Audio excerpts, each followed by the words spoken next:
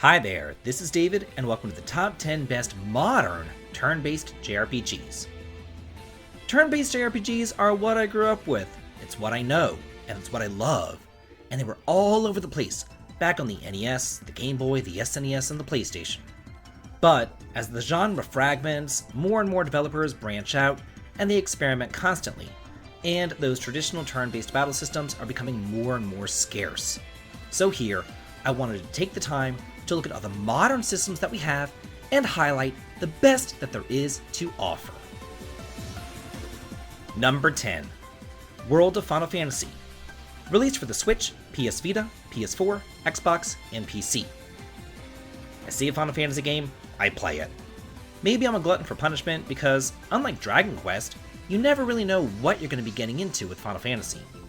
So I kind of slept on this whenever it first came out, but a few years afterwards, I bought it on the cheap, and I was really pleasantly surprised with how high quality it is. Normally, I don't really like monster capturing mechanics, but this game did it right. In a strange twist, you not only capture monsters, but you stack them on top of your head like a totem pole, giving you access to more powers and abilities. There's also cool throwbacks to previous heroes, as well as remixes of classic songs here. If you're a fan of Pokemon, or SMT, or classic Final Fantasy, give this one a shot. Number 9. Atelier Ryza. Released for the PS4, Switch, and PC. I'm guilty. I've been poo-pooing the Atelier series for a long time, because I'm just not a fan of time limits, weirdo boob and panty shots, or the ever-present crafting. But I do feel like Ryza changed all that. Taking place on a small, tranquil island off the coast of the mainland, and telling the story of a group of teenagers rebelling against their parents and wanting to get away from the doldrums of their everyday life, it's a small, quiet slice of life adventure, but super fun. The battle system is actually one of the highlights too, because it's kind of active turn-based, where you look at the bar over to the side to see when their turn comes along, and then you hit the L and the R buttons to swap between your characters to quickly initiate their attack and then swap on over to the next character. So you're always kind of juggling them around. It's really fast-paced and a ton of fun. Number 8. One Piece Odyssey. Released for the Xbox, PS4, PS5, Switch, and PC. I've never been the biggest fan of anime, but I am a big fan of JRPGs. And when I thought about watching One Piece, don't hold your breath, because the last true anime that I watched was Sailor Moon back in around, 96. So I really can't speak on that, but I can speak on the quality of this game. Featuring a twist on the turn-based combat, where each combatant has to fight their own set of enemies, the battle system is wholly unique, and the graphics, characters, and monster designs are created by the team behind Dragon Quest XI. Each character has their own unique special abilities and talents in and out of battle, and the storyline, featuring worlds plucked straight out of that familiar anime, is a blast to explore for fans of the genre, or just One Piece fans in general. Number 7. Trails from Zero. Released for the PS4 and Nintendo Switch. I first played this back when it was translated back on the PSP, but that fan translation does not hold a candle to the official one. And now it's featuring upscaled HD graphics and the ability to change battle speed, as well as other quality of life additions. Here, you'll get to meet Lloyd Bannings himself, as well as his team of the SSS, and explore Crossspell, which you've heard about since way back in the very first Trails in the Sky game. The entire cast of characters grows on you quickly, and you'll begin to cherish the relationships that you build throughout your adventure. One of the best parts of the game is knowing that it's also part of a much larger narrative, while also at the same time being a self-contained story. And it's only the beginning of the Crossbell arc, as its conclusion, Trails from Azure, is right around the corner. Number 6. Bravely Default 2, released for the Switch and PC. It really doesn't take a whole lot to make me happy. Give me a simple but captivating storyline that I don't have to reference an encyclopedia to understand, a beautiful open world map to explore, a set of characters to control and outfit the way that I desire, and a fun combat system, and I'm set. Thankfully, this game has all that in spades. Bravely Default 2 is an unabashed throwback to simpler times, complete with a world map, challenging turn-based combat, and not too much story to bog you down with either.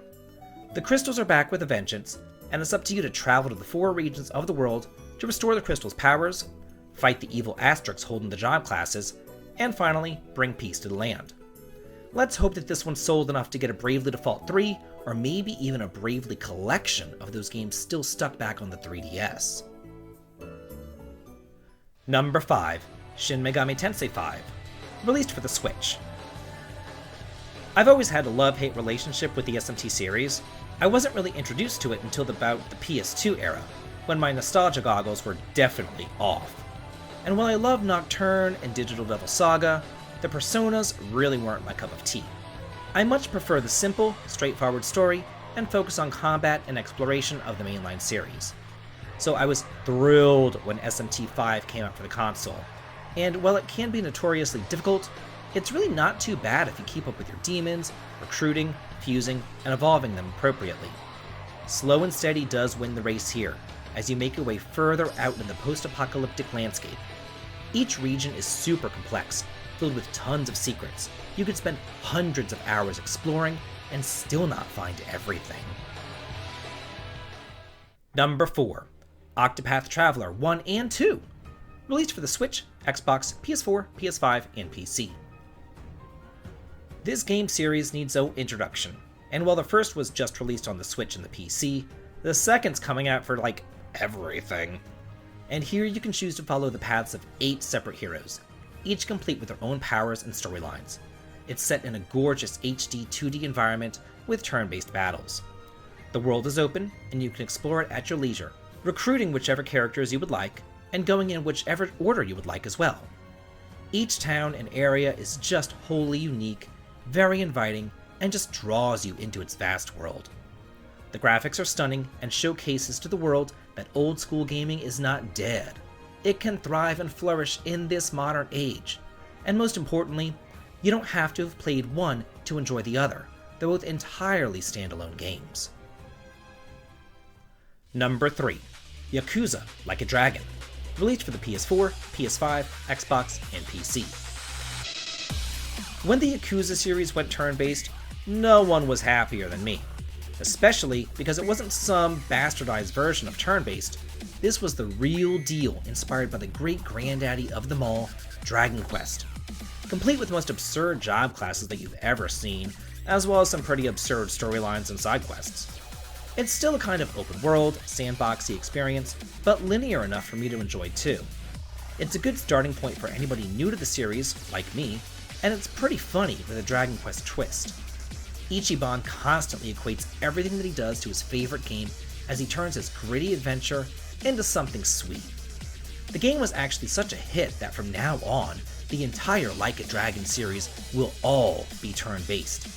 It's interesting to see that what began as an April Fool's joke became one of the best games of this modern era. Number 2. Chained Echoes, released for the Switch, PS4, Xbox, and PC.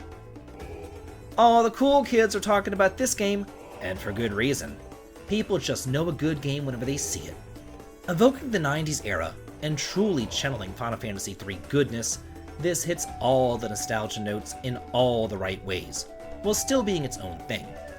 The bonus board allows for tons of challenges. There's a class system, skill trees, hidden areas, a gripping storyline, and most badass of all, you get to control mechs where you can fly across screens you could only previously run across. Combat returns to a turn-based system that lets you tag in people as needed. I hope that the big boys are watching, because this is the return to the past that I would like to see in future games. With the new quality of life features that are recently added thrown in for good measure, there is nothing better than this. Well, that is, except for number 1, Dragon Quest XI, released for the Switch, PS4, PC, and Xbox. It is no secret that Dragon Quest is my favorite series of all time, and I just love talking about it as much as I can. I played every single game in the entire series, the main lines, as well as all the spin-offs, but my heart still lies here in these main games that I grew up with. Each of them are getting better than the last, and while Dragon Quest VIII was arguably the best RPG on the PS2, this here is arguably the best RPG released on the PS4. This took everything wonderful about it and it upped the ante. Encounters are on screen, the party size has doubled, and the weapon tree system is greatly expanded. The world is gorgeous, expansive, and a joy to explore. Encounters are on screen, and each of your party members, thankfully, has their own predefined roles. What I like most about this series is that I know what I'm getting myself into right from the start. So, that's it for my top 10 best modern turn-based JRPGs. What turn-based games do you enjoy the most? And do you agree or disagree? Let me know in the comments. If you like this video and what I do on the channel, please consider following me over on Twitter, supporting me on Patreon for exclusive videos and early access to my content, heading on over to Twitch for some streaming fun, or coming on over to my Discord to chat and hang out. The links to them all can be found in the video description. This has been David, and if you like this, please like, comment, and subscribe, and have a good day.